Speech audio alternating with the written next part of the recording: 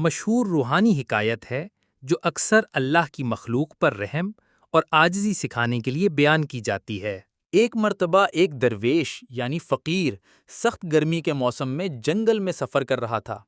وہ بہت پیاسا تھا اور کئی میل پیدل چلنے کے بعد ایک کنویں کے قریب پہنچا، مگر کنویں کے پاس کوئی ڈول یعنی بالٹی یا رسی نہیں تھی جس سے وہ پانی نکال سکتا۔